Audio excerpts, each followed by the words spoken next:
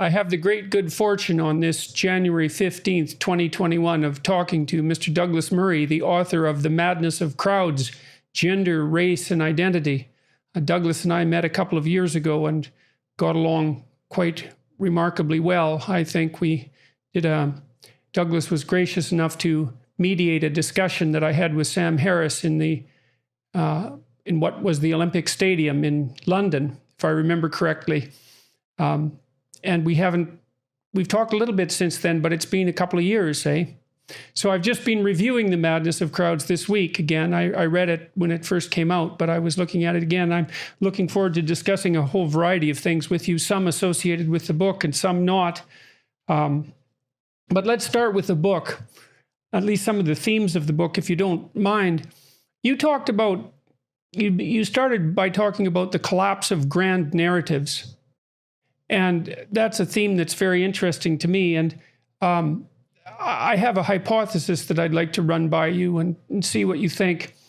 I've been talking to a friend of mine here, and we've been hypothesizing that maybe there are two large-scale grand political narratives with an archetypal or mythological basis. And one would be the promised land.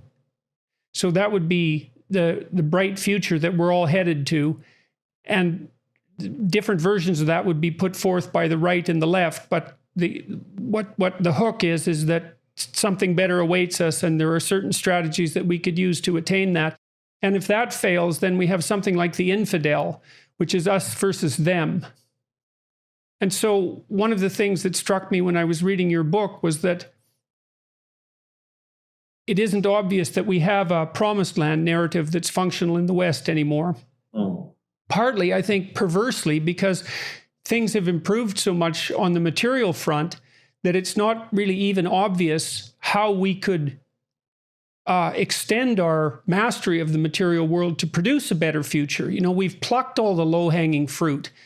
And so that, for most people, I mean, I know inequality exists, and I know there's relative poverty, but there's no straightforward solutions for those either, or even solutions that necessarily would appeal to the imagination. And so maybe we're stuck with some variant of the infidel, which is certainly not a grand narrative that's designed to bring about peace. I don't know what you think about that, but I'd also like your take on grand narratives as such and why you think they've collapsed. Well, first of all, it's really, really good to see you, Jordan. Thank you. I can't tell you what a pleasure it is. And I've missed you. As very many people have. So it's really wonderful to see you. I appreciate that. I've missed being around, believe me, and all the things that I was engaged in. Hopefully that'll start up again, and with this as part of it. I really hope so. Yes, it's been on my mind for a long time. I've written around this subject in a couple of books now, that the oddity of the position of Western man at this point is that he and she lack a grand narrative, lack an overarching explanation of what on earth we're doing here. And I think you and I probably have the same experience, that when we were allowed to still congregate in public spaces, whenever you addressed anything around this issue, the whole fell silent. You know, I've noticed for years that there's all sorts of minutiae that our societies are exceptionally good at talking about. But we've become not only poor at talking about, but apparently uninterested in the most important questions of all, such as what exactly are we meant to be doing with our lives?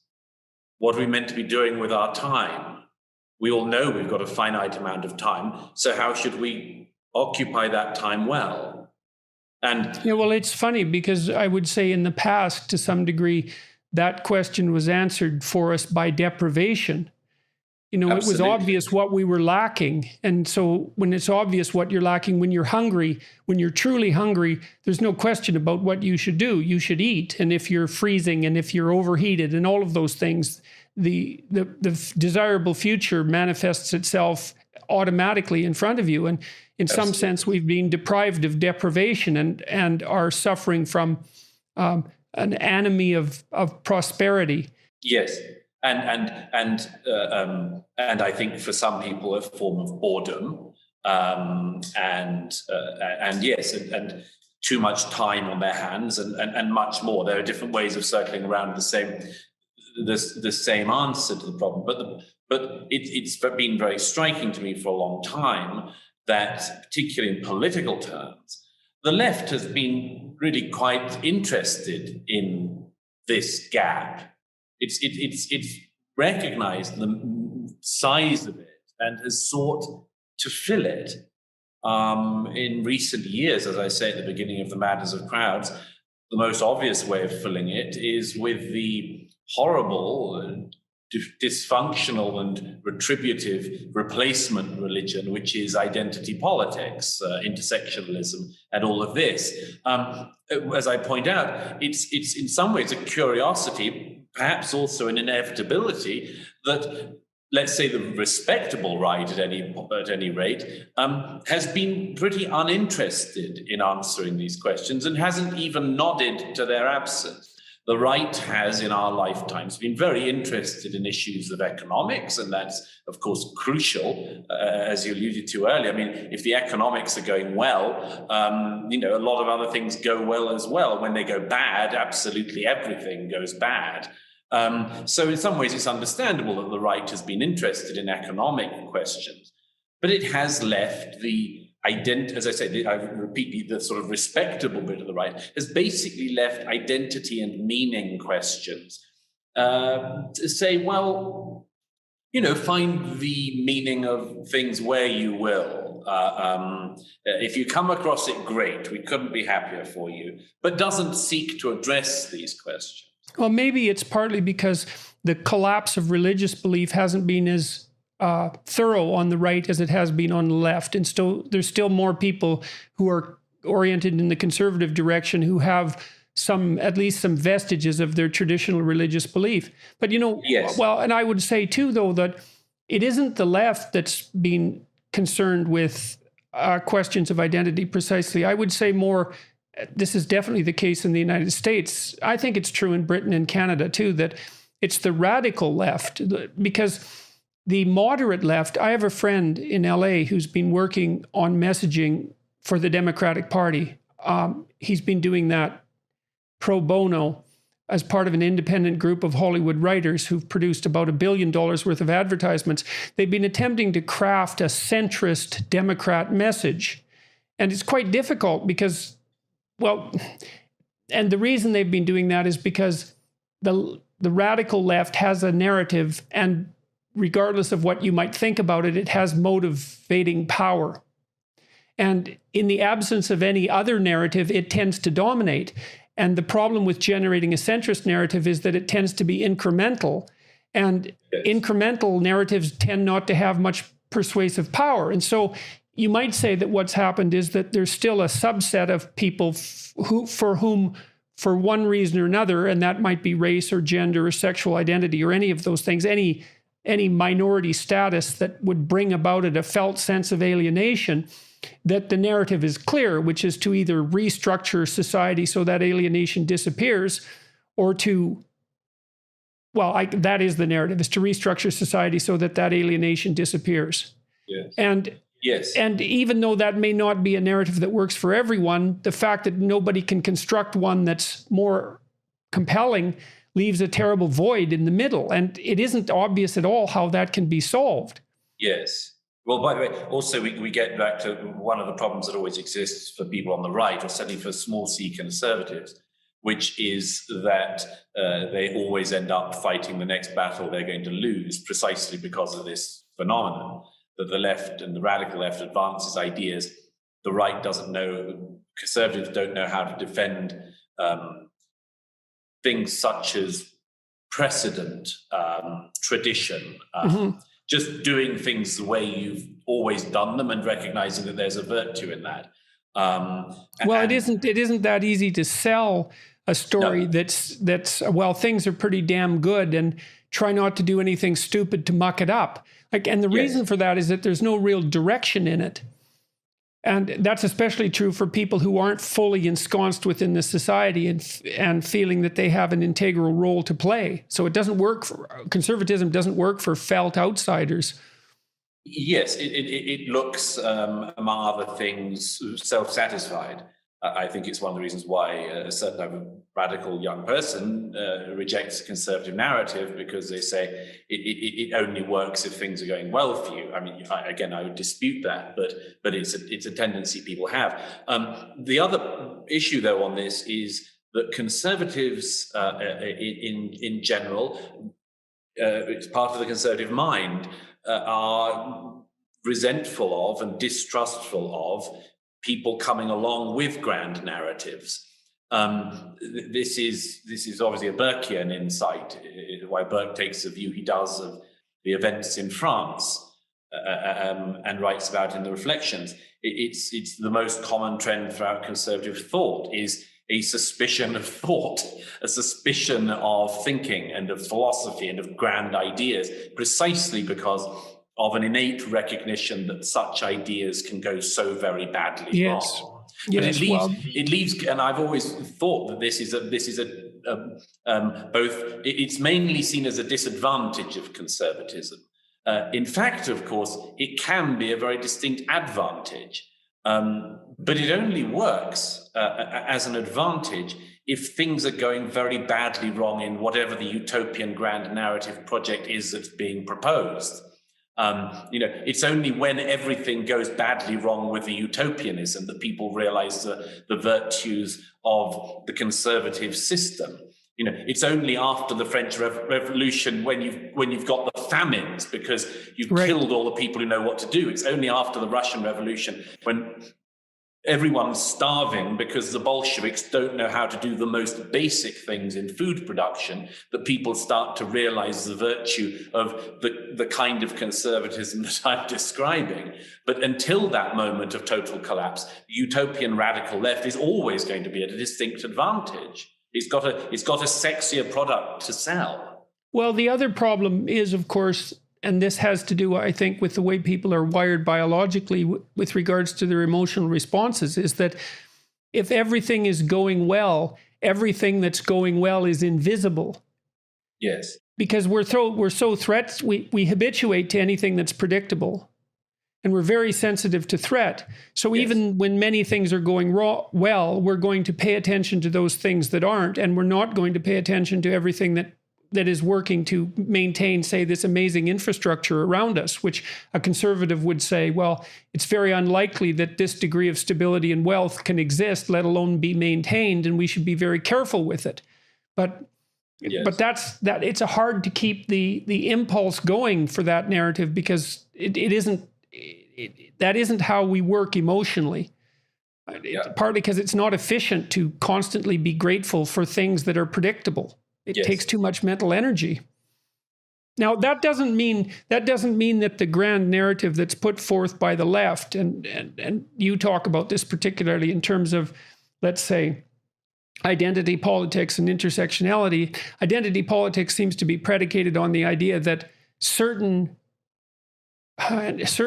rather arbitrarily selected features of individuals constitute the core element of their identity.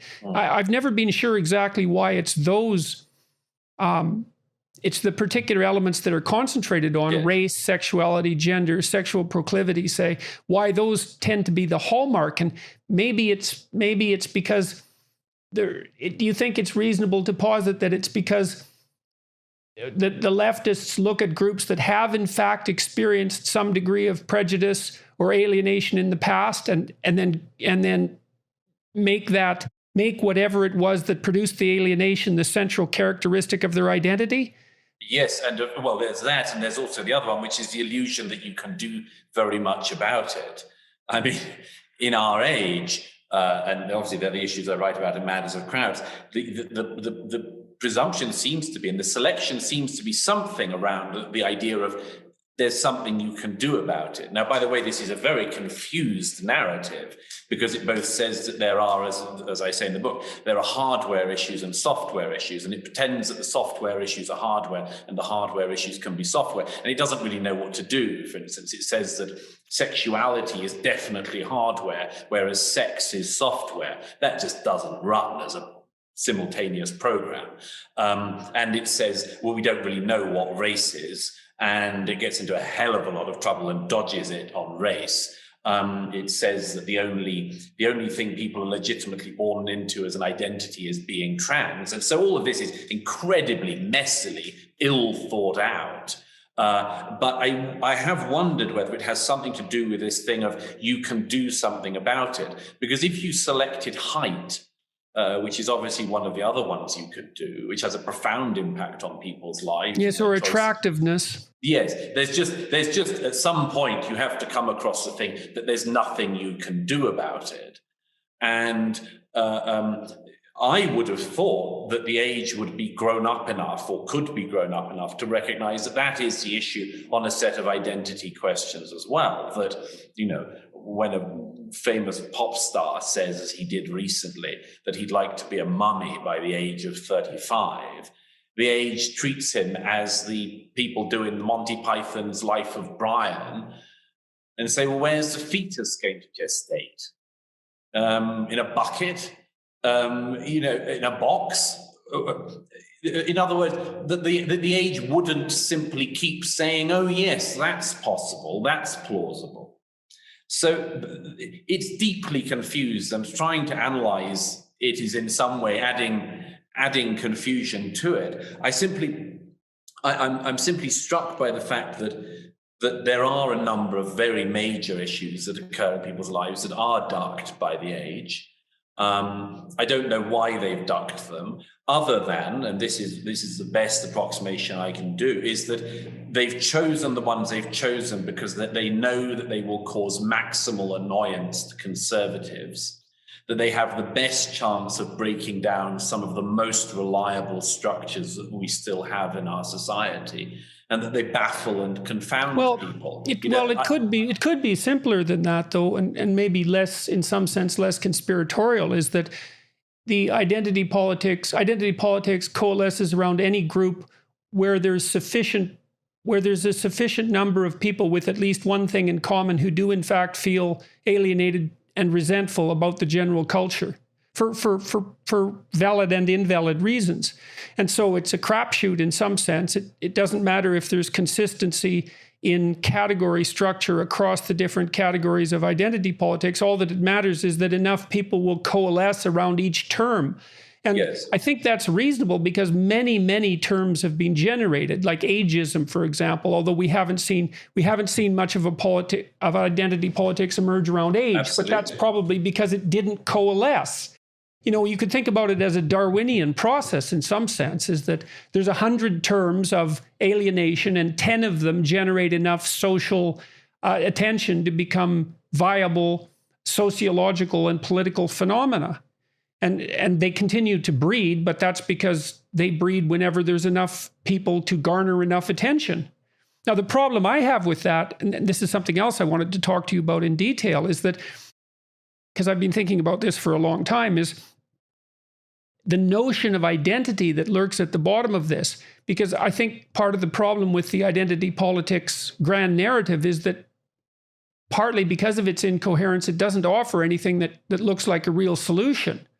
Right. So, well, and that's partly because of its definition of what constitutes identity seems to me to be almost incomprehensibly shallow, especially for social constructivists.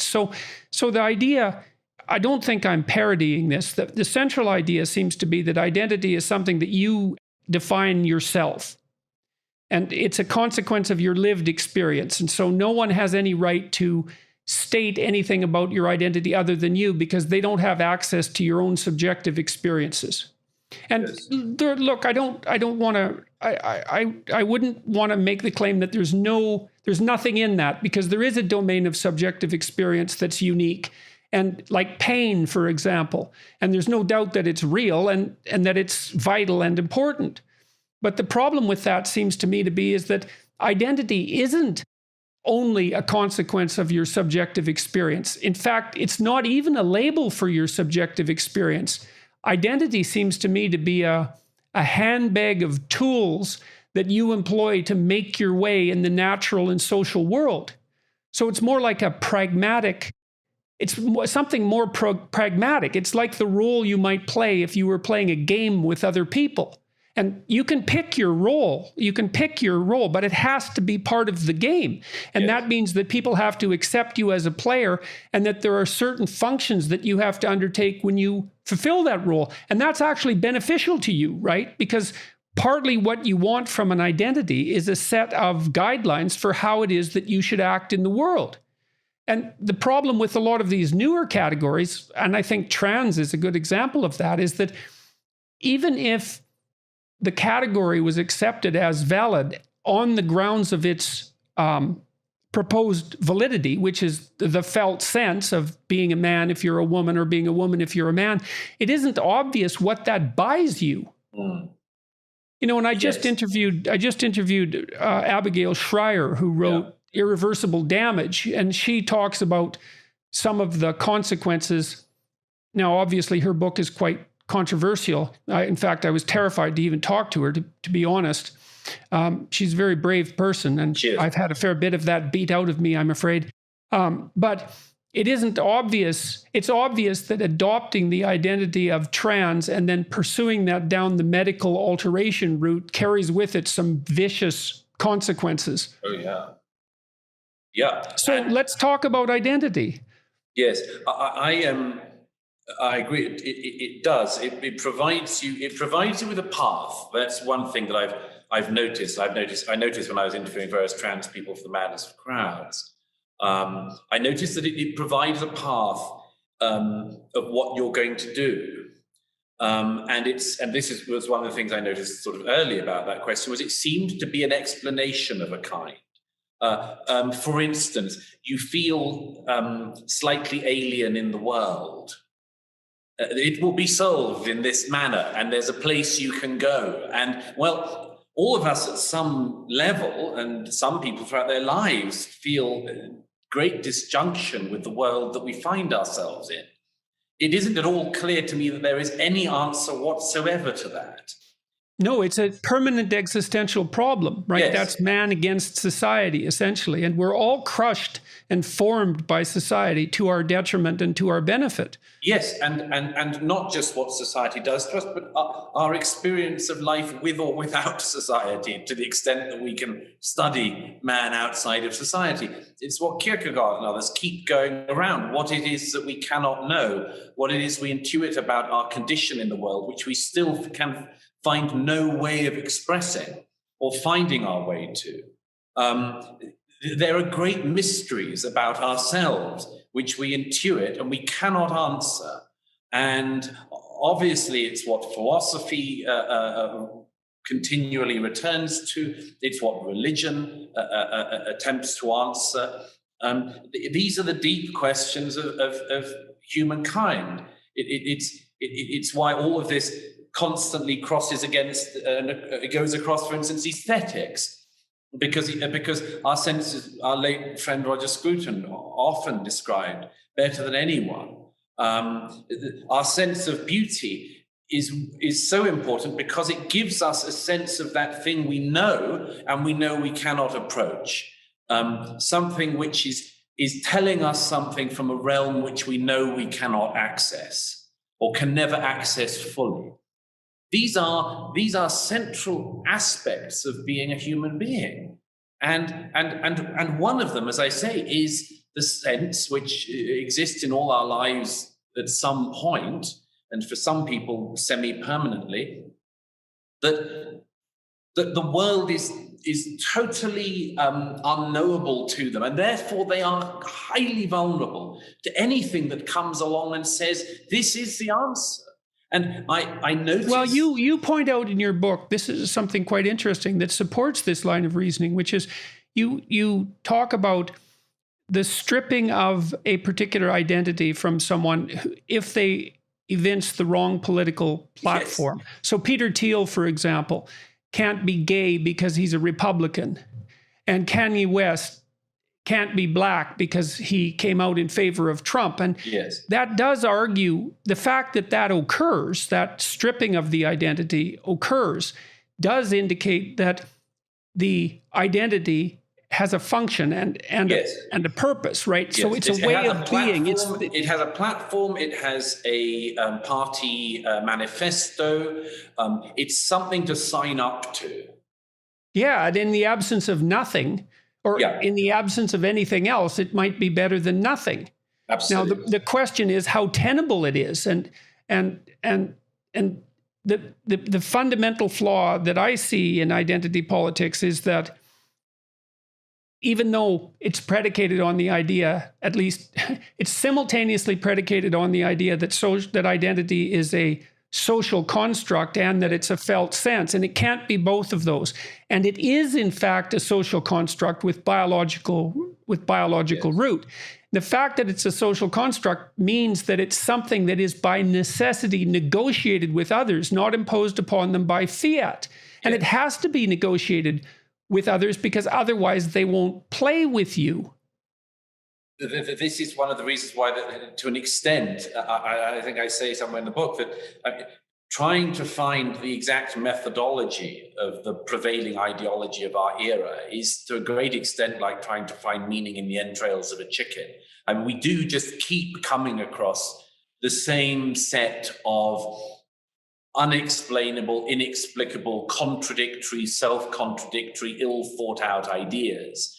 The most obvious one I say somewhere is, and a number of other people have pointed this out now as well, is you must understand me. Indeed, your primary role in the world almost is to understand me, if I'm in the right set of categories, and simultaneously you will never understand me. Right. Now, I mean, as I say, I think actually it's fairly obvious that if you can never understand where somebody else is coming from, then there's no point in discourse. There's no point in speaking with other people or of reading or of learning. We are in solitude, all in our solitude. That's a Hobbesian state. That's a state of war. Absolutely. When conversation ceases, war emerges. Exactly. And if we can't understand each other, there's no recourse except for force. And this is why it worries me so much when I hear this done particularly by identity politics people in relation to race, and particularly obviously to do with it if you happen to be black, is if people say you can never understand my experience. I think, but if a person who is not black can never understand a person who is, then we're in for a hell of a lot of trouble. Like, step back from that. We have to work hard at trying to understand each other, including each other's historic pain, including each other's current situations. But we have to keep open the possibility that we can and will try to understand each other and to speak across these alleged vast divides, which I don't think are remotely as big a divide, if they are a divide, as the various, as I say, people who believe this ethos of our time claim. But this is the one that worries me most, and it's profoundly anti-human apart from anything else. Because if you say, sign up, be a part of one of these groups, and then you've got this sort of, as I say, party manifesto set out, it completely ignores what most of us find to be our experience, I think, if we're honest as human beings, which is that we like to be able to absorb, we like to be able to understand, we like stories. We like to hear about people who are not like us. From the very beginning, we read stories about people who have no connection with our country. Why did children across the world read about princesses and princes and all sorts of other people who are nothing like in the state they are? Because we like to hear other people's stories. It's not just that they're archetypes. We want to find out about other people. We don't just want the experience that we happen to have been or been born into. That's because that broadens our identities. Yes.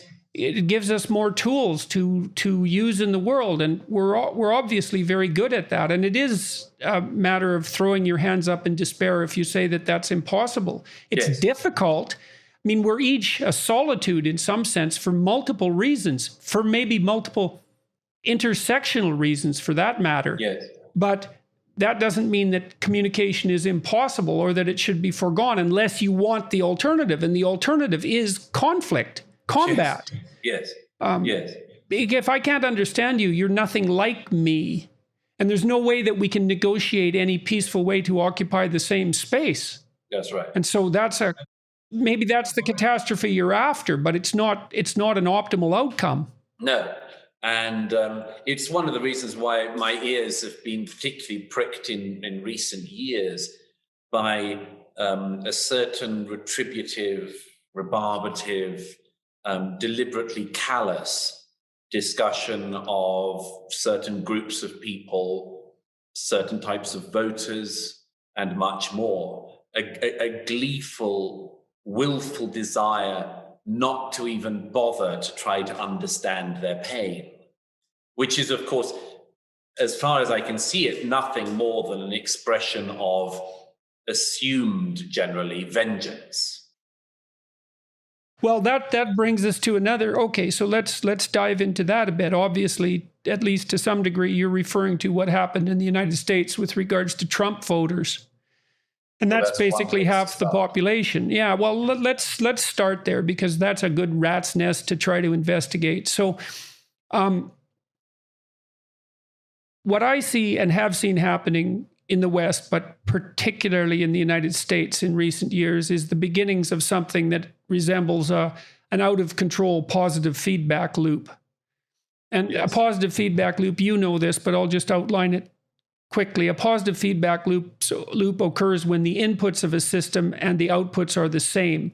And so you hear this when you hear feedback at a rock concert, when a microphone gets too close to a speaker, because the microphone picks up the speaker noise and then transmits it to the speaker and then runs it through the microphone, amplifying it each time until the whole system goes out of control, essentially. And a lot of forms of psychopathology are positive feedback loops, like depression. When you get depressed, your mood goes down, and then you start to isolate yourself and get estranged from the people that you love and your friends, and that makes you more depressed, and that makes you more estranged, and then you start not going to work, and that alienates you and makes your depression worse, and you spin downwards. And positive feedback loops can erupt in societies too, and you get that in societies that are in permanent feuds, which is part of the reason that the state has to exercise a monopoly on violence.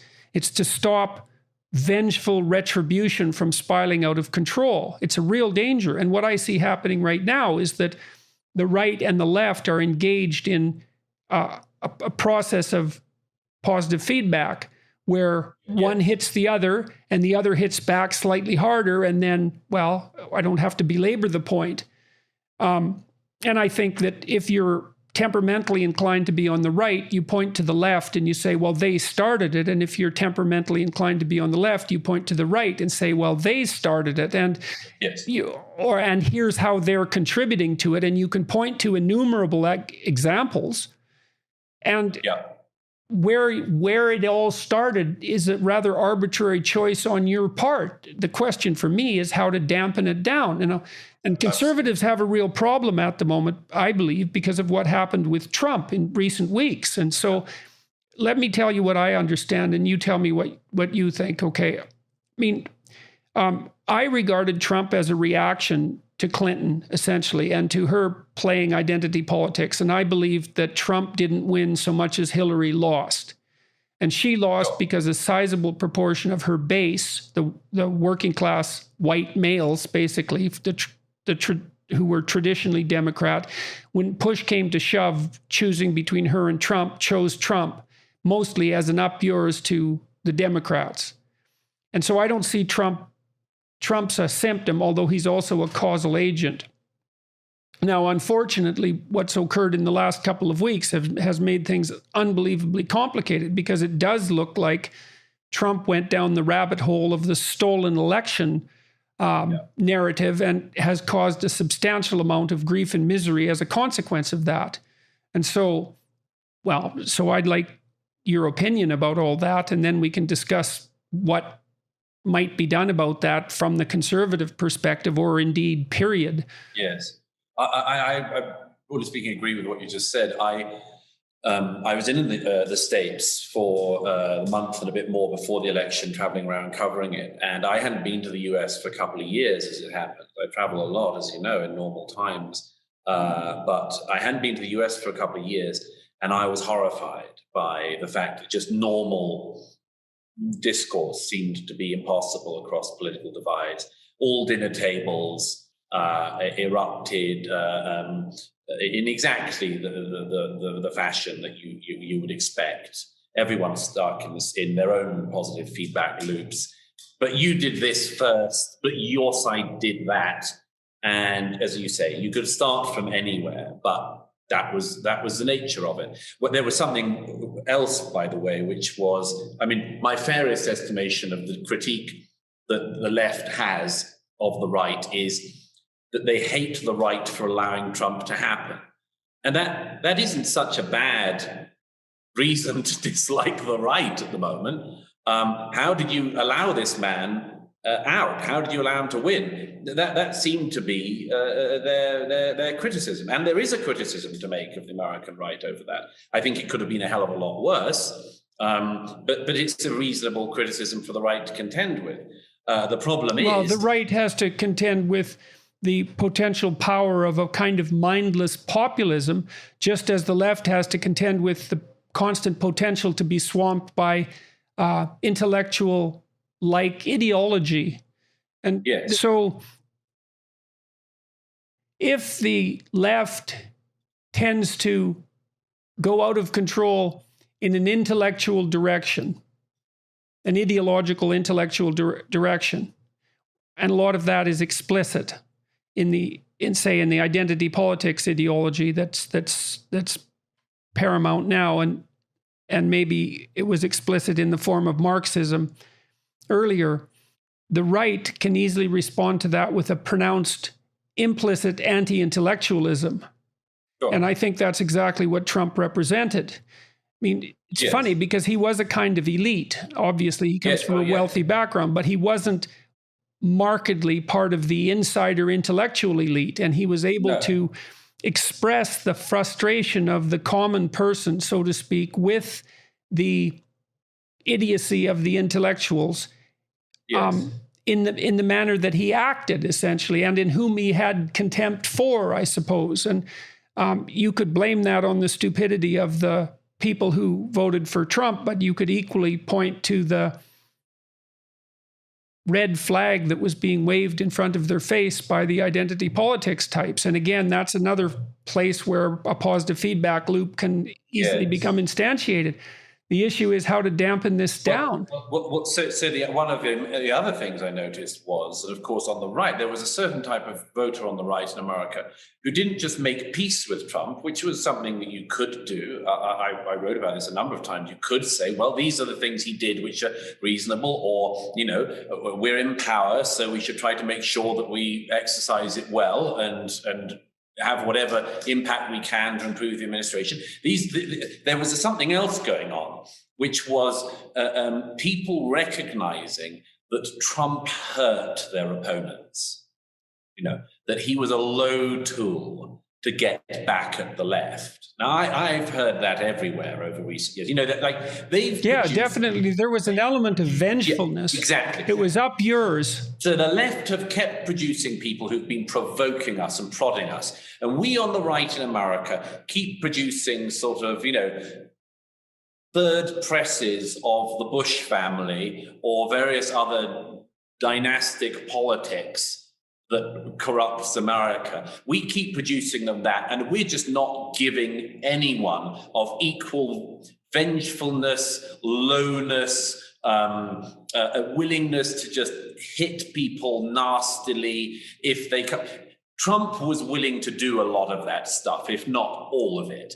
And a certain type of right-wing voter had had enough and was willing to get the only person willing to play the left on equal terms. And one other thing from that, of course, he did something that, again, the right has historically sort of not been very good at, which is having a program of his own, not just fighting the next battle you're going to lose. If people tend to think of the battleground of politics as being sort of level, and it isn't. At times it tilts more one way than the other. At times, historically, it's harder to advocate left-wing proposals on certain things, and then it suddenly becomes all downhill. It becomes easy to do it. It's in the same way, the right tends to be at a disadvantage, constantly having to push uphill, and inevitably what it does is it makes a compromise with the latest left-wing demand, and therefore the left actually accumulates a bit more power, a bit more influence, a bit more furtherance of its ideology. And that slightly sloped situation had existed in American politics in the views of a lot of people on the right for some years. Donald Trump comes along and seems to do that to it. He seems to be willing to say, no, we're not just going to be on the back foot fighting the next thing the left's going to win. We're actually going to do stuff of our own.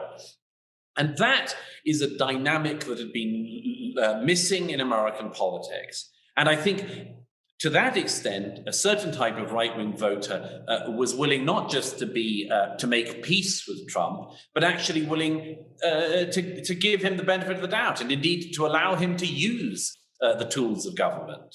When I channeled my inner redneck, which wasn't that difficult, given that I'm from Alberta, which is a rather conservative and sort of self-consciously proud redneck Texas of Canada, I suppose. And I'm not saying that in an entirely disparaging way. There are certain advantages to that. Anyways, when I was channeling my inner redneck, I could certainly come into contact with feelings of exactly that type. It was because I could imagine myself in the balloting chamber reaching out to put the check mark next to Hillary's name and saying, "Oh, to hell with it," which is a hell of a thing to say in the ballot room, and putting a check by Trump's name. And you can do that quite easily too when you think, well, it's just your vote. It's one among, millions of votes. And what difference does a little impulsiveness and a little vengefulness on my part make? And Trump was definitely a candidate of resentment, although I think you could say exactly the same thing about Hillary. And the fact that we had candidates of resentment that's bad, because resentment is a terrible, terrible motivation. Absolutely, one of the worst, and it has tended to be identified with the left on politics, and I think now it is equally, at least, able to be identified with the right. But here we come to what I regard as being the real challenge, and to answer the deep underlying question of how we try to improve this. In America, the thing that struck me most was this. I wrote about this in Spectator recently. I was very worried by one thing in particular, which is what happens when you don't just have different interpretations of events, but the thing that you've just seen, you disagree on the nature of what it was you saw. Oh yeah, opinion's nothing, man. It's disagreement about facts that's everything, absolutely. And that's perception. So, now, in political terms, in democratic terms, this is, of course, an absolute catastrophe, because as I was saying to some friends in Britain recently, one of the great things about democratic politics isn't just that it gives you a winner, it gives you a loser. In the UK, by 1997, the Conservatives have been in power for 18 years, most of them under Margaret Thatcher, and then under a weak successor. And by 1997, the British public have had enough of the Conservatives. The best interpretation is that they have become weak, and they were very, very weak. They also appeared to be slightly corrupt around the edges. They seemed to be all sorts. They seemed to be hypocritical on morality issues and much more. The country had had enough of them, and they voted them out in a landslide. And for 13 years, the Conservative Party is in the wilderness trying to work out how to be appealing to the electorate again, and it manages it. In the same way, by 2010, the Labour Party, the Labour left, have frankly become a bore to the public. They've been in office long enough.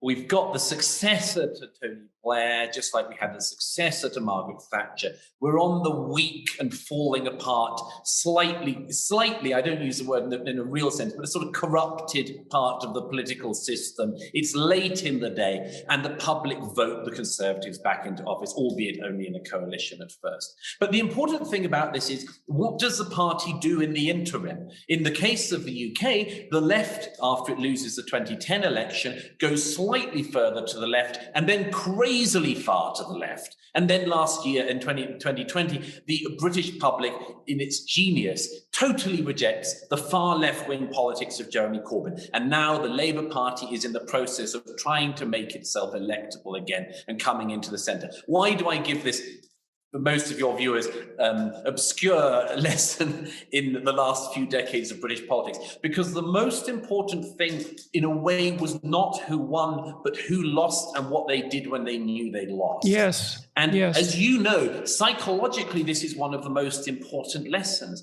Freud writes about this in the essay on, on melancholia, that you have to be able to recognize that the thing has been lost in order to be able to even love again. You have to bury the thing that has been lost to recognize that it has gone.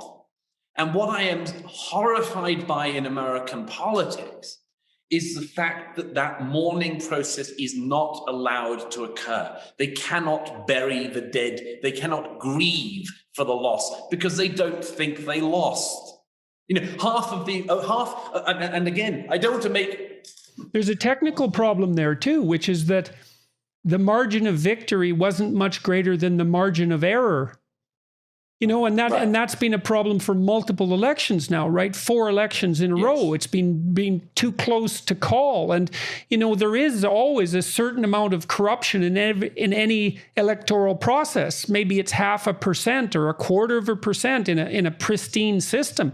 But when your margin of victory is of the same magnitude, then, then you can make a plausible case that corruption has potentially undermined the validity of the process. It's absolutely, and you know, both sides. I'm not simply making an equivalence here, but I mean, both sides have tried this in American politics in recent years. You know, it's not like it was obscure Democrats who pretended that Trump was an illegitimate president who had not been legitimately voted in 2016. It was not obscure figures.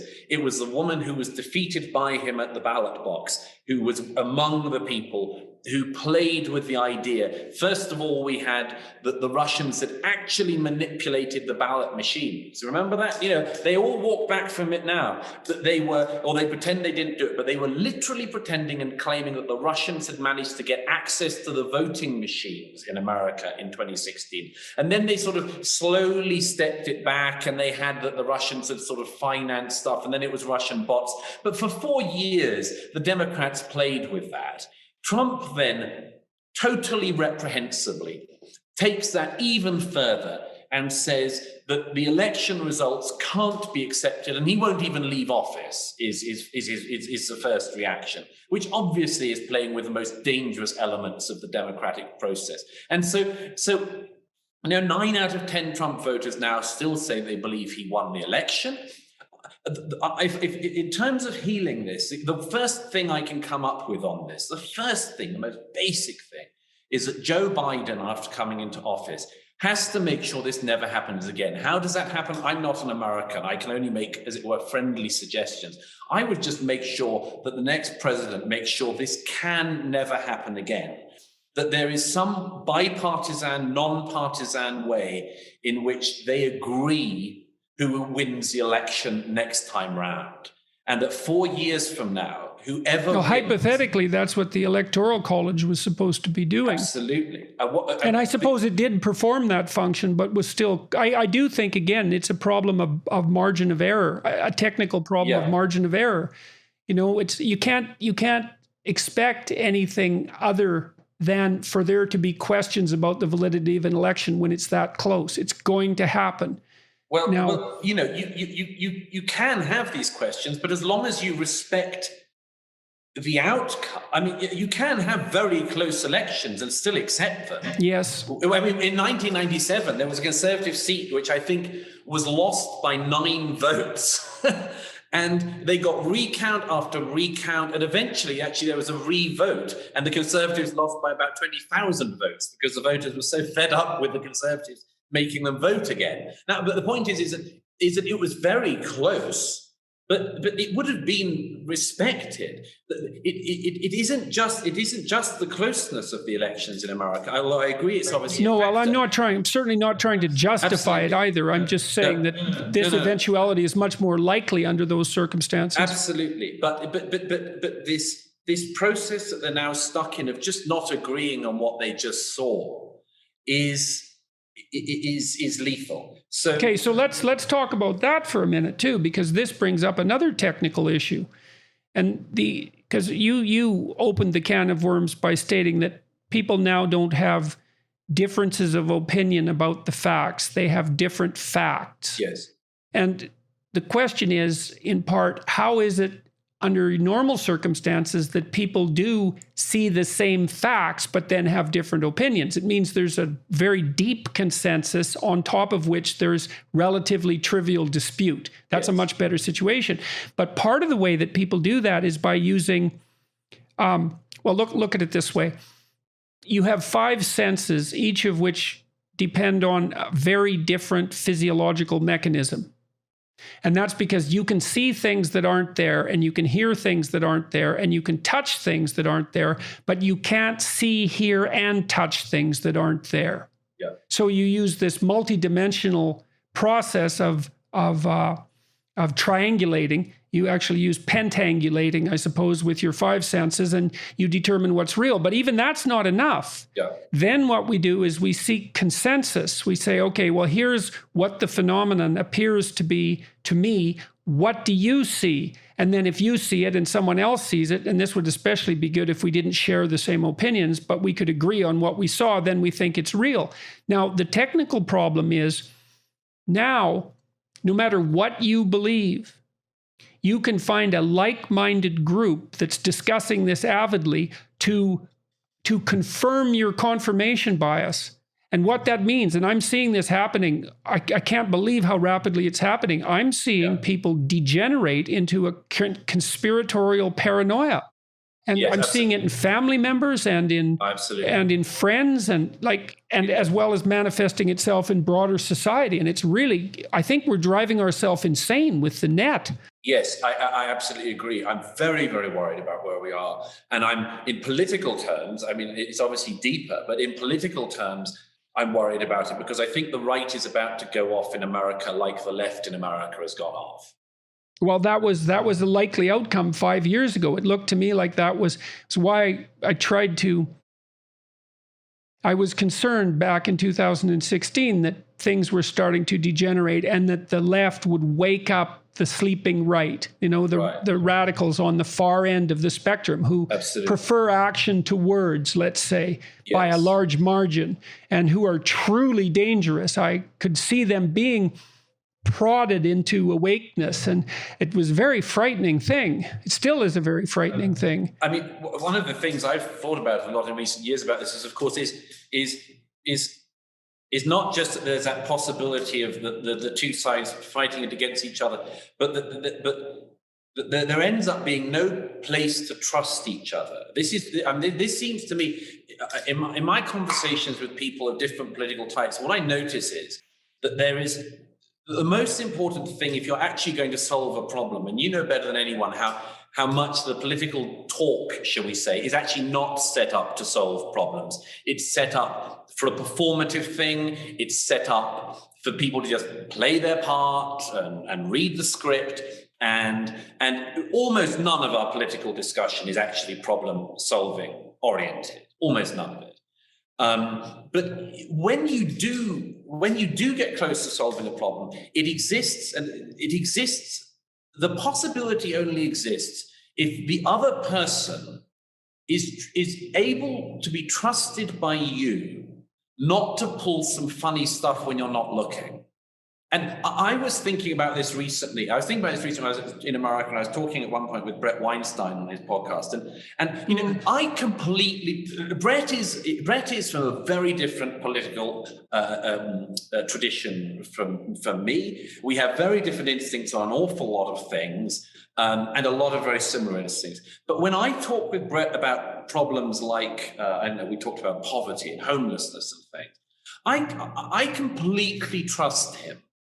And he allows me to concede where I'm not willing often to concede, because I'm slightly worried that, you know, for instance, let me give the obvious one. I worry about the inequality discussion, like a lot of people on the right, not because I don't believe inequality exists, but I worry that the people who've been thinking about it most are the ones with the worst possible answer. You know, the people. Well, inequality, well, that's another thing we should discuss, because inequality is a terrible, terrible problem. It's a society-devouring problem. Yes. The only thing worse than inequality are the purported solutions frequently. Exactly. So, and so it's a perfect example of it, because every political side has a version of this. You know, I think. Well, we've talked about this a bit in the past. I think one of the reasons that the right finds it so hard to persuade the left to talk about immigration, for instance, is that the left just doesn't want to acknowledge it's the serious debate it is, because it notices that the right is the side that's been thinking about it most, and it doesn't trust the answers the right has. So it's definitely something that both sides have as an instinct. So how do you solve a problem in this situation? Only by people from across the political divide trusting each other that they don't have something funny they're going to pull when you're not looking, or to put it another way, they're not going to do something when you're beyond your own competency on the subject you're trying to solve. So that's how you actually solve a problem. Now, of course, as I say, we're not solving any problems at the moment. And I noticed this. I said that the last couple of years is like the eye of Sauron. Our society, particularly whipped up by the wretched social media companies that make them rich, have turned our societies into a great eye of Sauron, which scours across the land, and it looks at one thing dementedly, and then it moves on to another thing. And the problem about it is it doesn't solve a damn thing. None of the things it focuses on. You know, it focuses what did we have? We had the green issue in January. It was meant to be a climate emergency of January of last year. Every Democratic government was meant to announce a climate emergency. Then we had the COVID emergency. Then we had the BLM emergency. You know, it's been emergency after emergency, and we don't seem to solve them. In fact, we seem to make them worse when we address them, because we can't agree on the thing that we're meant to be addressing. So, as I say, if I was to try to come up with the things to solve this, it would be that people from the left and right who could trust each other. And just one other thing on that. The thing about that is, the reason why I think we haven't been able to do that, particularly in America, is this. In my view, the American left has an incorrect approximation of the proximity of fascism to the American political system, you know, or white nationalism to the center of the political system. And obviously Trump has given them a heck of a lot of ammunition, but they were willing to use it anyway. They've been using it for years. They wanted to claim basically that fascism was very, very close. Now you see scenes like the reprehensible scenes at the Capitol the other day, and you see the ammunition that these reprehensible people have just given the left to continue to pretend that the American right, all of the right, you know, CNN presenters and others have said all of the right is now with the Nazis, with the fascists, with the white supremacists. And if that's the case, you can't, if you're on the American left, communicate with anyone on the American right, because when you're not looking, they're going to smuggle fascism in and get you all. And the problem is that an element of the right, look, sometimes it's a reasonable critique, distrusts the left because it doesn't trust that its social welfare instincts aren't going to be then subsumed into their socialist instincts, aren't then going to be subsumed by a deep desire to have communism. So the right doesn't trust the left. Now, I think there are elements of the right that have, particularly in America, deeply overstated the proximity of communism to the American political system. Just Do you think I'm one of those? No, I don't. No, I don't. Why not? Well, I think that It's something I worry about, when I'm looking at this positive feedback loop situation arise. I can't help but see similarities in the social identity movement and the Marxist movement. And I mean, you make that case in your book, so maybe you're one of them too, Sure. I don't know if this is a situation where, the left purports to see fascism lurking behind every right-wing move. And do you think the right is just as culpable with regards to seeing communism behind every left-wing move? I mean, I think it's a risk. It's complicated. It's a risk. Let me give you a statistic here. A friend of mine just told me the other day. There's only 2 self-described democratic socialists sitting in the congressional house in the United States on the Democrat side. There's only 2. The rest of them are moderates, and most of the moderates are moderates. Now those 2 attract a disproportionate amount of attention, partly because they're incredibly savvy social media users, whereas the moderates aren't at all, and are blind technologically in that sense. But I guess I wonder how much conscience scouring. Everyone's asking themselves that, I suppose, now, how much conscience scouring is in order after the events on the Hill last Yes. week or 2 weeks ago. Well, I think that will have been shocking to a lot of us, and should be. And I mean, it's obviously it's a concern I understand much more in the European context because I know it much better. I don't know. I think I have a fairly good idea of what's hiding in the woodshed in America, to use the coal comfort farm analogy. I think I know that there is something nasty in the woodshed on the right, but I've never believed that it's got any chance of persuading the GOP to adopt its platform. I think there are some nasty things in the woodshed in every society and on both political sides. And in a way, the question of maturity in your political system is the extent to which you keep that woodshed locked. Right. Now, it Definitely. seems to me that in Britain, for instance, the country I know best, I've spent more time in than any other country. In Britain, I'm fairly confident in our politics that we have that woodshed very closely locked. When a maniac killed a Labour MP several years ago, the late Joe Cox, and shouted Britain first, we had nobody in Britain, nobody on the political right, who said, I think we've got to understand the grievances of the attacker. We had nobody there. Nobody wants that anywhere near the political system. So what about the grievances? What do you think's happening in the U.S. on the right with regards to the grievances of the Capitol Hill protesters? Well, here seems to me to be the problem, that on the political left, and I saw this myself, because I was in Portland and I was in Seattle on my travels before the election, and I saw the immiserated state that Antifa and BLM have turned those cities into. I was disgusted by what I saw. I was disgusted by the fact that I spent several nights with Antifa in Portland, and seeing them and being mixed up with them undercover, obviously, seeing what they were doing to attack federal buildings and so on. I was just horrified. I've seen quite a lot of the world. I've seen a number of war zones. I've traveled all across Africa and the Middle East and the Far East. I've seen a lot of things. I've never seen a first world city like that. I've never seen that in a democracy. Never.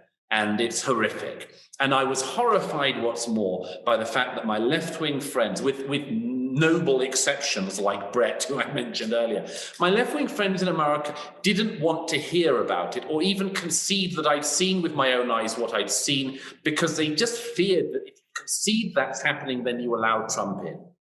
And so they've been willing on the American left for years now to excuse, and in many cases at a very senior level, actually extol political violence. We have CNN presenters and Democrat representatives willing to say things like the protesters not only, mustn't stop, they shouldn't stop. They should keep going. And these aren't obscure figures. They're people like Kamala Harris, the vice president-elect, who were willing to play with encouraging along the protests that were roiling America last summer. And so in that situation, it wouldn't surprise me for a moment if there were people on the political right willing to make all sorts of excuses and say, well, the election, this, that, and the other. But that's where the right will go wrong. That's where the right will go wrong. And I think it has to be totally clear. And instead of just pointing out a double standard, has to actually do something different and say, we are not going to excuse for a moment people assaulting federal agents and breaking their way into federal buildings and causing the death of a policeman. We on our side will not in any circumstances give cover to people doing that. We will say it's wrong, and we will say it's wrong even if the left keeps on saying that its form of violence isn't wrong, because the only way out of this is if we show people by demonstrating, by living, by extolling the way out of it. That is the only answer I can see. So let me ask you another question. I can two questions. I guess I can hear the voice of a liberal friend of mine, a good friend of mine in my head while you're talking and saying it's disingenuous at a time like this, 2 weeks after the Capitol Hill assault, to talk about the Antifa movements in Portland and in Seattle, because they're of a different magnitude. What happened in Washington was on the order of an insurrection. And so that's the first objection. And the second one is that I had a brief discussion with my wife about Trump's claim that the election was stolen. And so I've been running this margin of error problem over in my head. Say there was he was defeated by a small margin, relatively small margin. Now, the compelling piece of evidence that he lost, in my estimation, is the fact that, and I believe this is right, that of 90 court challenges that the Trump administration has brought forward, only one has been upheld. And that includes the decisions of the judiciary, where the judiciary was fundamentally Republican in its Yes. in its nomination and in its origin. And so, and her response was, well, you've been saying for years that the judiciary has become increasingly corrupted by left-wing activists, let's say, which is really something that's happened to a large degree in Canada. How do you know that the judiciary itself isn't irredeemably corrupt? And Right. I mean, I'm not willing to go that far. I don't believe for a moment that Republican nominated judiciary members have been corrupted by left-wing propaganda to the point where they overthrew the American election. But it's the fact that idea emerges is a real indication of breakdown in this trust that you've been, in this fundamental level of trust that we've been describing. All right, so I'm going to let you riff on those. Look, well, first of all, yes. In order to look, I have endless messages, as I'm sure you do now, from people on the American right, GOP voters, who want to persuade me that the election was stolen and that everybody has let Trump down. And in order to believe that, you have to not only believe that all of those courts were wrong and were corrupted in some way, but, for instance, that Vice President Pence was corrupted. And Mitch McConnell was corrupted. Right, and, exactly. Yes, all the senior people who. Okay, so it's worth dwelling. It's worth dwelling on this for a moment, because lots of viewers are going to have this as a question. They're going to be wavering with regard to their attitude towards the election. So what we're saying is that here's the reasonable perspective. It was very close. No doubt there were irregularities. However, when Trump challenged the integrity of the vote, even the judiciary that would have been ideologically tilted towards him and even nominated by him in some circumstances, overruled his objections in the vast majority of cases. Plus, you just said, you also have to hypothesize that Mike Pence was somehow got to, and that all of the right-wingers, the Republican people on the right who refused to go along with Trump's claim that the election was stolen. All those people were subject to the same corruption. So the only person that's allowed to be pristine from that perspective is Trump himself. Right. Everywhere else, there's betrayal. And I would strongly urge people, apart from anything else, to look at the absurdity of that idea. That the only perfect person in the United States is Donald J. Trump. Really? Have you never had any doubts about his character? Have you never wondered about his priorities or his personality? Have you never allowed yourself to succumb to the temptation of gleefully using Trump as a weapon against people who have annoyed you in the past? Is your attraction towards Trump not generated in large part by a kind of resentment that you wouldn't be willing to proudly admit publicly? You have to, right. And now you're in a situation where you have to think that he's the only paragon of virtue. Yeah. Absolutely. This is not a road that I would recommend traveling down. Absolutely, and I worry that among other things, the opportunity cost to the Democrats of not recognize. The Democrats had 4 years where they could have realized that they lost to Trump in spite of the American public knowing who he was. Yes. Not that they didn't know his character or his flaws, but they knew all of them and they voted for him anyway. That's a heck of a lesson to try to learn from. And they should have spent 4 years trying to learn from it. And they didn't. And I think I don't know. I don't know if they didn't. I think this tangles us back up with the problem that we were discussing to begin with. Like, I've worked reasonably clely with Greg Hurwitz's who did these ads. I met him with you in London. That's right. That's right. You did. I forgot about that. And we've talked also about the collapse of the grand narrative. Like, it's not easy for the moderates on the Democrat side to get the stage. Partly they don't know how. They're not social media experts by any stretch of the imagination, and they may have some of the contempt that is associated with inability with regard to using the new media forms. They're not savvy in that regard, and they may have learned, at least in part, but I don't think they know how to control the ideologues on the left, and it's partly because they don't know how to put forth an alternative narrative. Well, here's one very straightforward one that the American left could do. It could recognize you can be proud of your country and feel that it's, broadly speaking, been a great force for good in the world without being a reprehensible person. Yes, absolutely. That's a very good place to start. And I would say the messages that have been put out by this particular group and the candidates that they have supported would agree with that statement. So they're. But the problem is it's hard for them. The point is they could have worked more on that. They could have worked to try to make the deplorables feel somewhat. That they less could feel alienated. That they heard that they didn't want to make their lives more painful. They wanted to lessen the pain.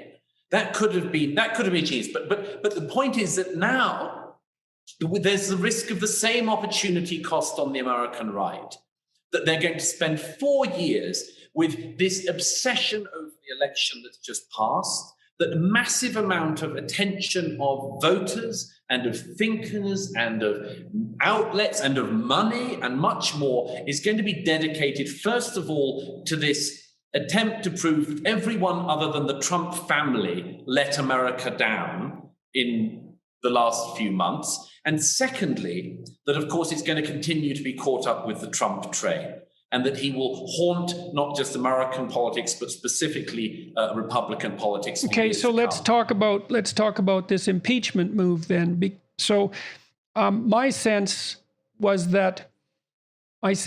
that in some way Trump is better ignored than persecuted. Yes. And the reason I believe that is because of this move towards paranoid conspiratorial thinking that I see emerging everywhere. And the last thing you want to do to people who are becoming paranoid is to persecute them.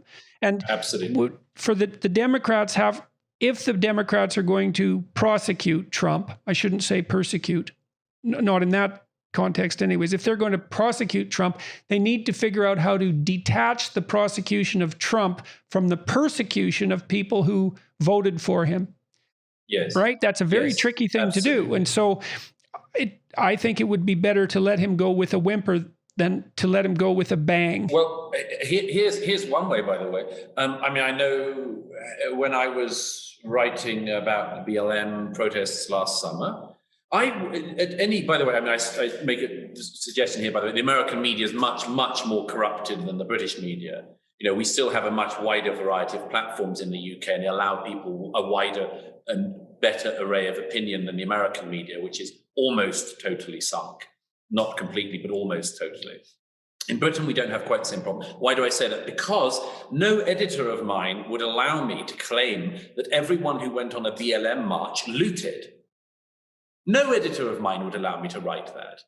If I even tried it, and I wouldn't, I would immediately have my first edit back saying, you can't claim that, because everybody who was upset at the death of George Floyd last summer did not go and loot the local Nike store. Some people did. It was too large a number, and there were too many people giving cover for them, and so on. But you can't say they all did. Right, so let's play the same standard. Are you allowed to pretend that everyone who attended the Capitol Hill demonstration the other week was responsible for the most reprehensible people and their actions? No, you shouldn't do that. Are you allowed to pretend that all Republican voters or Trump supporters were responsible for it? No, you shouldn't be allowed to do that. I mean, we could try to encourage not unless you want to live with the standard. Consequences.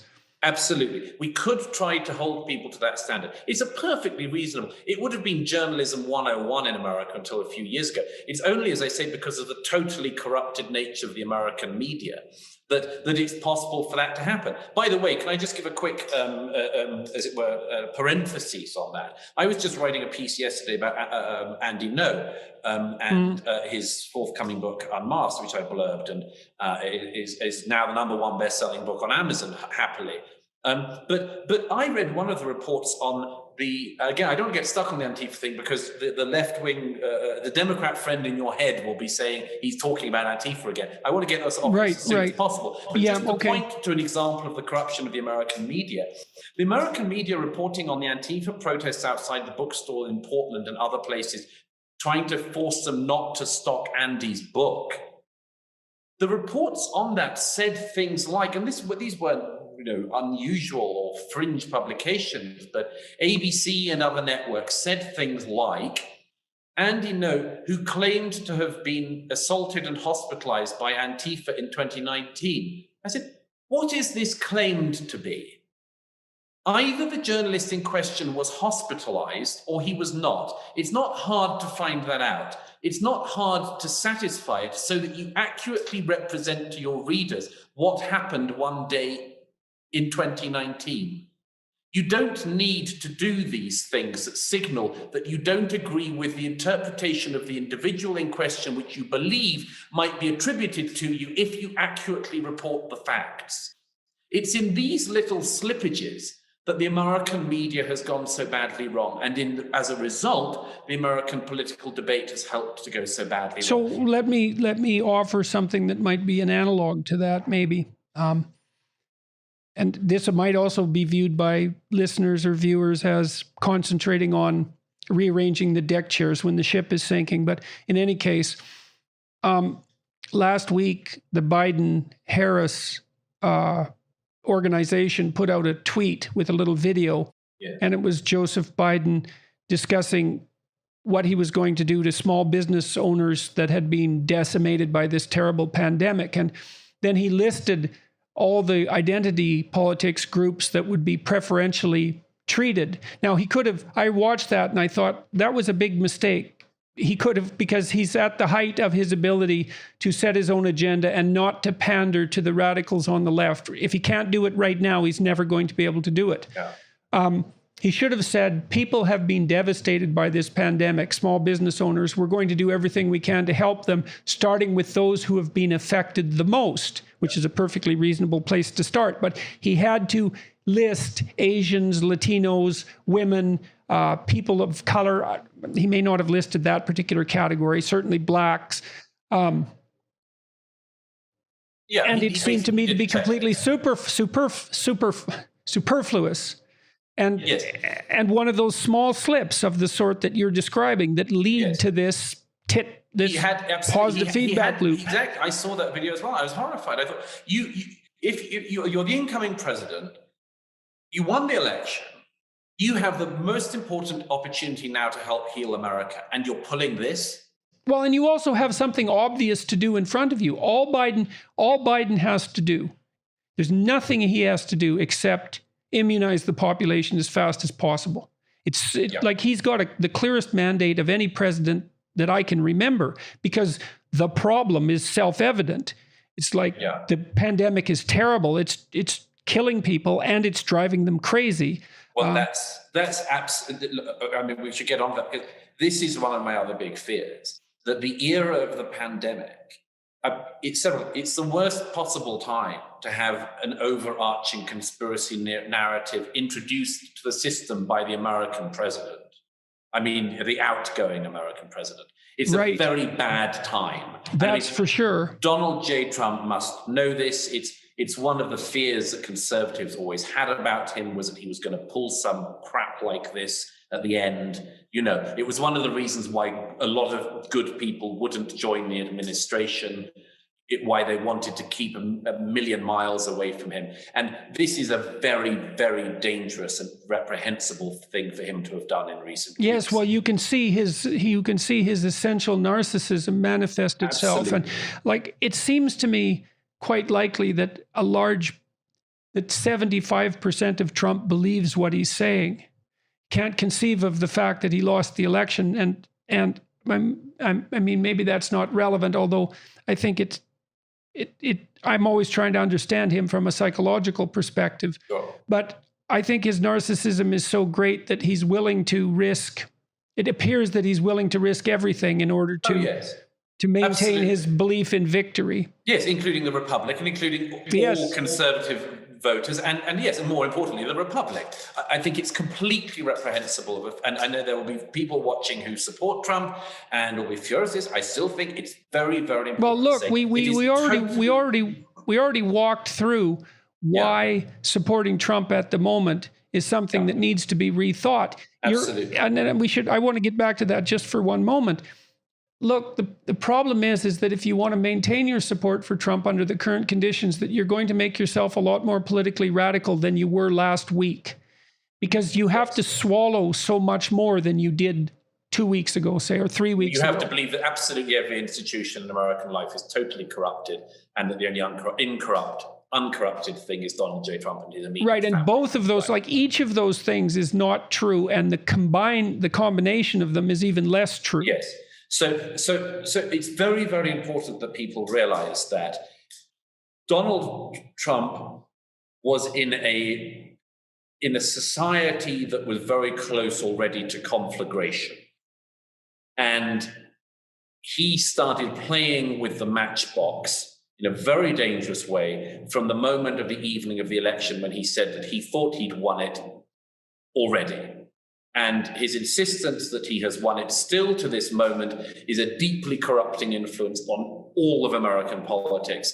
And it's going to do enormous damage to everyone on the right of politics everywhere in the world for the foreseeable future. So I think it was reprehensible what he did. However, I add this to the fact that we're already in this era. I mean, since we last spoke, Jordan, when we last spoke, if either of us had said to the other that the citizenry of all of our countries will be confined to our houses throughout 2020 and 2021, and made not to see our friends and our closest family in many cases, and not to be allowed to go to the funerals of loved ones, and much, much more, and that just basic things like shopping for essential goods would become problematic. If either of us had said this to the other one when we last spoke, we wouldn't have been able to foreseen the circumstances in which such a horror show occurred.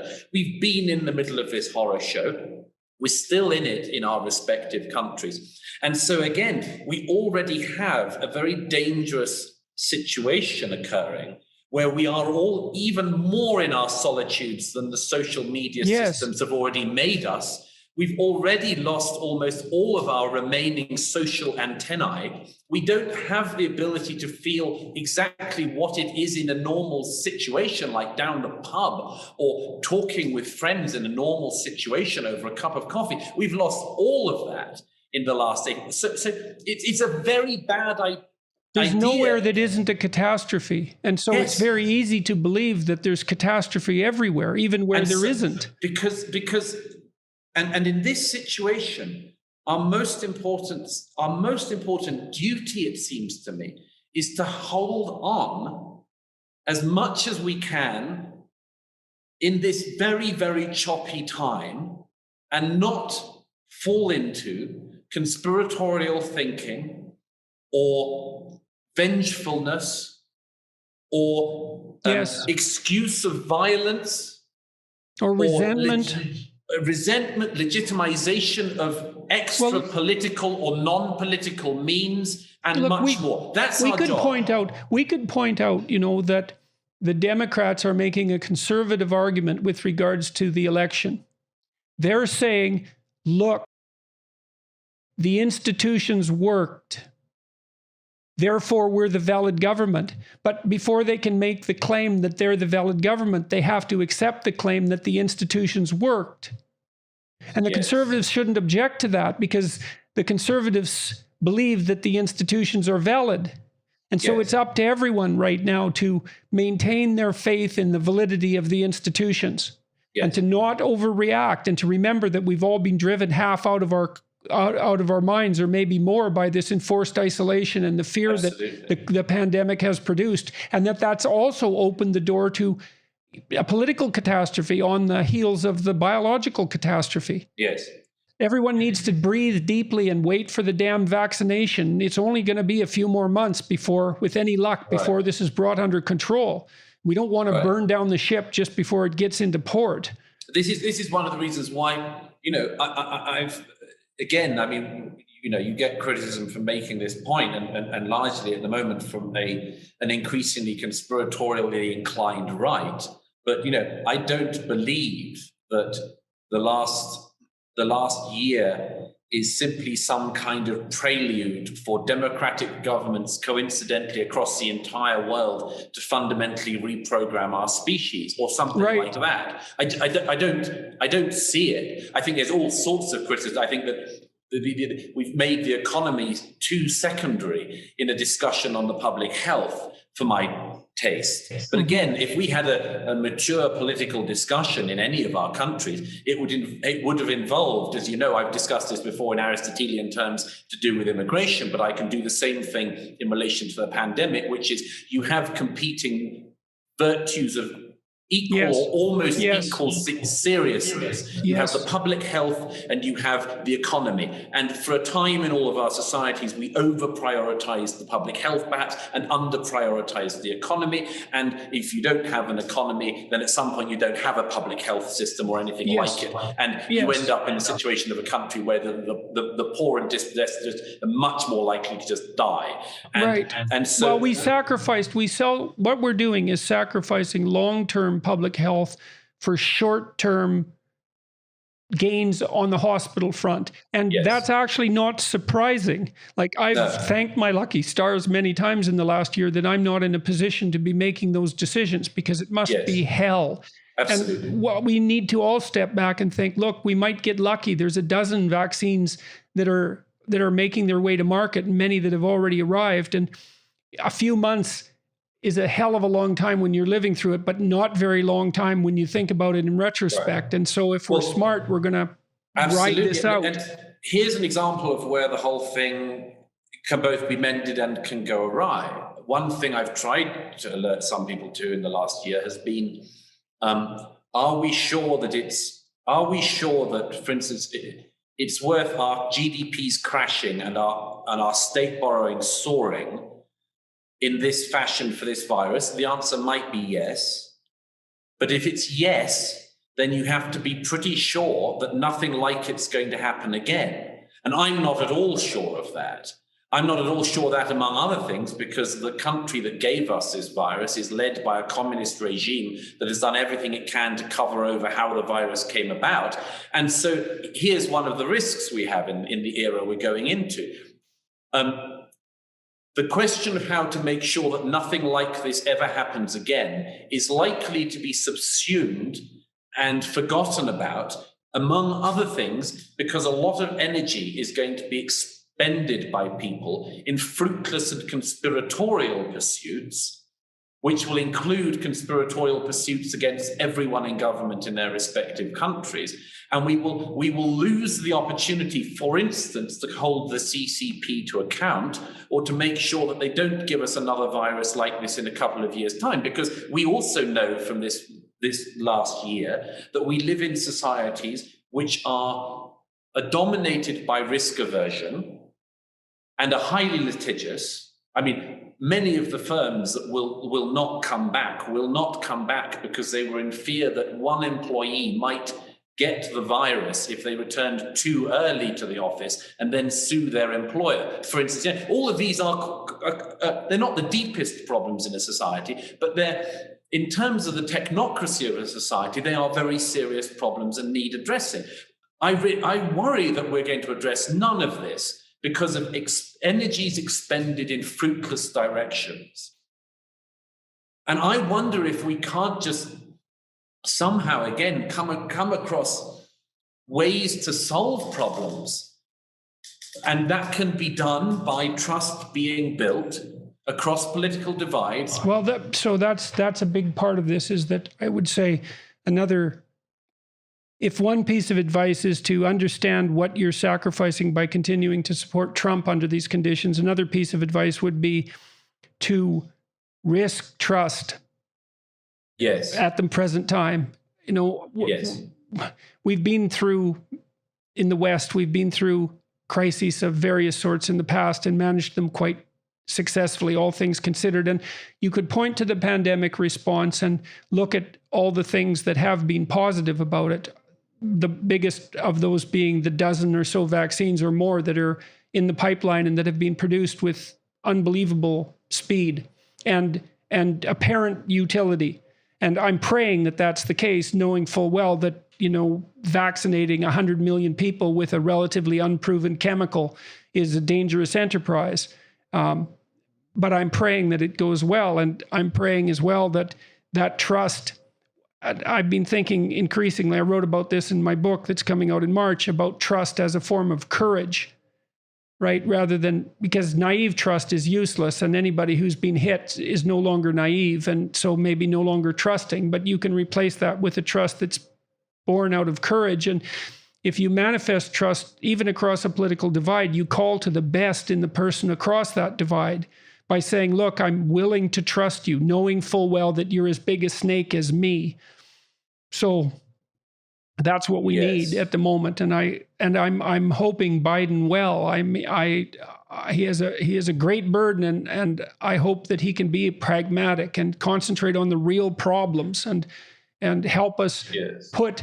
I was reading your book, and I kept thinking, this sounds like the past to me, because the pandemic has switched things around so dramatically. It's like, well, this is so 2018 and maybe it's not, maybe it's still valid for today, but maybe the pandemic has changed everything too. And, we can put some of these trivial and adolescent preoccupations behind us and concentrate on the real problems at hand.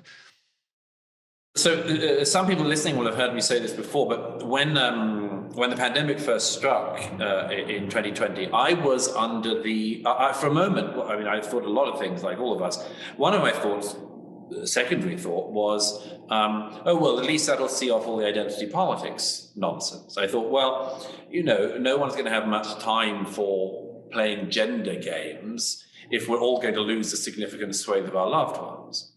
And I thought for a time, well, no, that'll make the subject of the madness of crowds look like a sort of dated book already, like one of these books written just before a catastrophe, which wipes out the relevance of the book in question. And I sort of had that feeling for a few weeks, I'd have thought. And then I saw the same stuff coming in, the same games being played. And then, of course, after the death of George Floyd, I saw, one of the subjects I take on in the book, race, just blow up. And I say in the updated version, that was my experience of it. It was, in a way, I was hoping my book was going to be irrelevant, and then suddenly it seemed to be right over the target again. And it's strange because I felt already that what I'd seen and what I'd warned about had just exploded just after I'd warned about it. And as you know, you've had this experience. I mean, it's very worrying because you see the speed at which things pick up, and the violence that just catches faster than you'd ever feared. That's a characteristic of positive feedback loops. Right. They spiral out of control unbelievably quickly. And before we knew it, in Britain, suddenly Winston Churchill was a reprehensible figure to a lot of people. Yes, overnight. And I resisted that, as I always do. I resisted the attempt to smuggle in a new narrative about everything in my society and country, and my country's history, under cover of a terrible policeman's actions in Minnesota. But I think most people felt at that moment that they were on the back foot, if they believed, as I do, that their society had a lot to be said for it, rather than this horrible, hostile rewriting that was being attempted on the back of an incident, awful as it was in Minnesota. But I saw the speed and the recklessness with which people tried to push in a new story. And then I suppose one of the things I thought about was, well, what are the things that I suggest in the madness of crowds being ways out? And are they still working? Would they still be relevant in this situation? And perhaps I would say this, but I do find that the answers I give, I mean, they're not the most specific in a way, but I try not to be specific. I try to give them the deepest, most widely applicable answers I can. Oh, you talk about forgiveness, and I figured that would be a good way for us to close out this discussion, and I think that's I think that's a topic upon which much meditation could be expended. Yeah. We have to live with each other. The left wingers have to live with the Trump voters, and the Trump voters have to live with the identity politics types. And we have good, solid institutions. And I think we need, in the next coming months, to put out our hands to those who oppose us, knowing full well that we might be burnt in the attempt, but to do it nonetheless, and to keep doing it, because all the alternatives are much worse unless you want to see things burn. And most people are moderate and reasonable.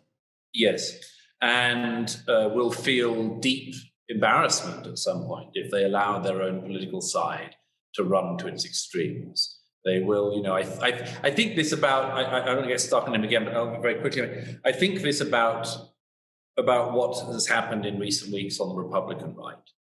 There will be and should be some embarrassment that a Republican president, was able to stand in front of a very large crowd, mainly comprising patriots, and to say words which that were not direct incitement, but were real fighting talk, and raise the question of exactly what it is he thought the crowd should do. And I think everybody... No, he didn't ever want to make that too clear, even to himself, I think. I read the speech carefully. And same here. It's here's what I think, this is what I would suggest you do if you were true patriots. Right, and I think this is a reckless speech.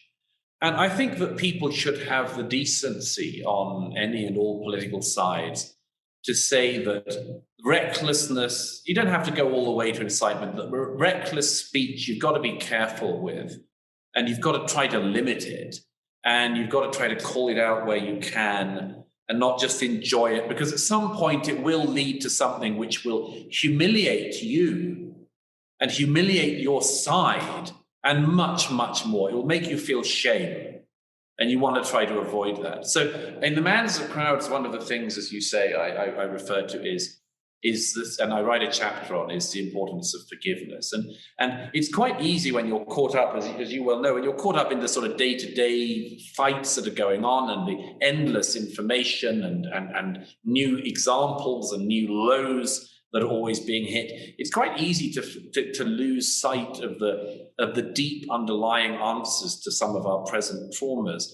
But I'm absolutely persuaded that one of them lies in forgiveness. And one of the reasons I go there is obviously we live in this society, and the social media has exacerbated it beyond all previous human belief.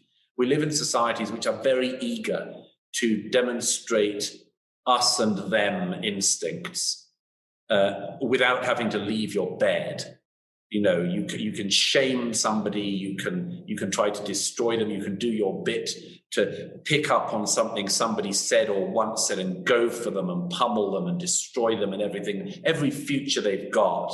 You can do that, but you should also know how dangerous it is. And my hope has always been that the more people saw this, the more they would step back from this manner of living. But the thing that struck me and made me write about the forgiveness thing in particular actually was something that Hannah Arendt, who perhaps isn't a thinker I think over highly of, actually. All sorts of criticisms of her, like a lot of people have. But there's a lecture that Hannah Arendt delivered in the 50s. I happened to read a few years ago, and it just made an enormous impression on me. Because Arendt says in this lecture something I think will be highly pertinent to a lot of people listening, which is that we've always, as human beings, had one worry in particular, which is how do we act in the world?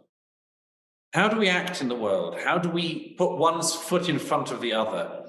How do we put one word in front of another and say the next one and decide what our actions should be day to day, never mind year to year? And we all have the terror of action, and young people in particular have it because they haven't tried it out enough. They haven't yet made their mistakes, and you've got to make your mistakes in order, apart from anything else, to lose some of the terror of the question of action in the world. But Hannah Arendt says something so interesting in this lecture. She says, as human beings, we only ever really found one mechanism to make the horror of acting in the world less horrific. And that was the mechanism that we know as forgiveness, which in religious terms you can add to is also the possibility of redemption, which perhaps in a highly secularized society we ought to also think about more, not just forgiveness, but redemption. And I say that this is therefore something that we should all be trying to exercise in our lives, because we sure as hell know that we as individuals do not want to ourselves be treated without ever having forgiveness demonstrated to us by other people towards us. We don't want to live in a situation where when we once slip, if we once wear the wrong thing or make the wrong move or make the wrong move on someone else or say the wrong thing, we don't want to live in the world where we at any moment can destroy ourselves catastrophically and unmendably. We don't want to live in that world ourselves. So why would we expect other people to live in that world or to want to live in that world? And the mechanism, therefore, that we all have to, in our political and non-political lives, because politics damn well isn't everything, but in our political and non-political lives, we have to work at finding ways to forgive. And there's a lot to say about this, but this seems to me to be one of the absolute keys in our time that we all need to work on. How can I forgive a person who has done a wrong to me? How can I allow somebody else who may have made a mistake to live again for it, to live again? It's not the same thing, as you well know. I mean, it's not the same thing as being willfully naive. It's not about just giving people, second time. It's the nature of the apology matters deeply as well, of course. The nature of the seeking for redemption or the seeking for forgiveness matters. We know that you can't just sort of say, oh, well, yeah, they're that sorry about that and move on, that it has to be deep and deeply meant. But when a feeling of that is deeply meant and is deeply offered, it should not be retributively and deliberately willfully smashed away in order to win a short-term political or other point. And so I think that's an excellent place to end the conversation, and for everyone who's listening to consider deeply in the upcoming months. We want to extend an intelligent and compassionate hand across the political divide and hope that we don't rock the boat any further than nature has already decided to rock it. And maybe we'll make it through this dire time and put things back together. And for all the right-wingers who've been tossed out of power in the United States, is you'll get your opportunity again soon enough. And in the meantime, you better wish your new president well. Good talking to you, Douglas, and very nice to see you. It's been terrific to see you. I can't tell you what a pleasure it is to see you, Jordan. Thanks very much. I hope we talk again soon. I really hope so.